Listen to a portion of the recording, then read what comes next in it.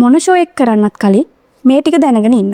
නැත්තම් ලොකු අමාරුවක වැටෙන්නයි වෙන්නේ. සංගීත සංදර්ශන, කානිවල්, සර්කස් දර්ශන, නර්තන ප්‍රසංග වගේ දෙයක් කරන ප්ලෑන් කරනවා නම් හරියට බදු ගෙවල වැඩේ පටන් ගන්න. නැත්තම් ඕනෑම වෙලාවක නීතියෙන් වැඩිකාරයෙක් කරන්න පොළොන්නරු මහනගර සභාවට බලය තියෙනවා.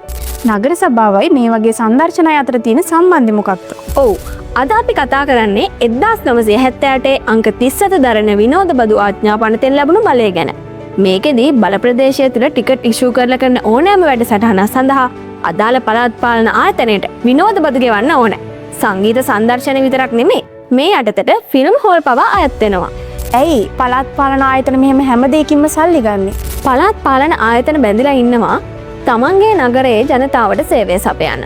කසල කළමනාකරණයෙන්, ප්‍රජා සංවර්ධනයෙන්, නගර අලංකරණයෙන් වගේ පැති කිහිපයකින්ම. ඉතින් මේ සේවාවන් සපයන්න මේ ආයතන මුදල් උත්පාදනය කරගන්න ඕන.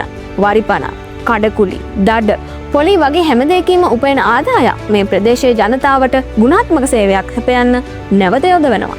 එතකොට ප්‍රසංගයක් කරන කෙනෙක් කොහොමද විනෝද බදු ගෙවන්නේ? ඒක බොහොම සරල වැඩක්.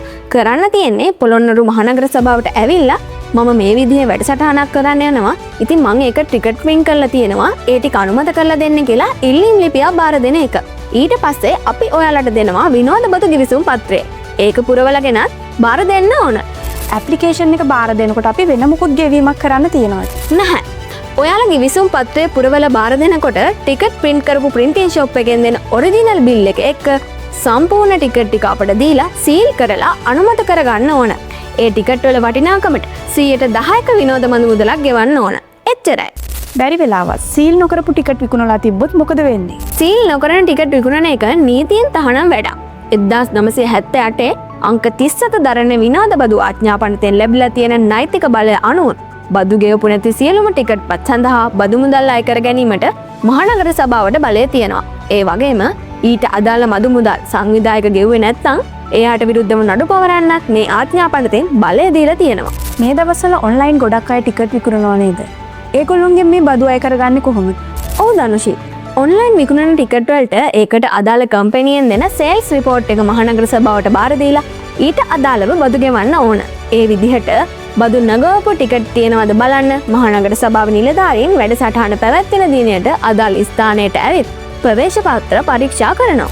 ටිකට් වලට බදු ගෙවලා තියෙන හින්දා මේකට සම්බන්ධ ප්‍රචාරණ පුවරු වලට කීයක්වත් ගෙවන්න ඕනේ නැද්ද?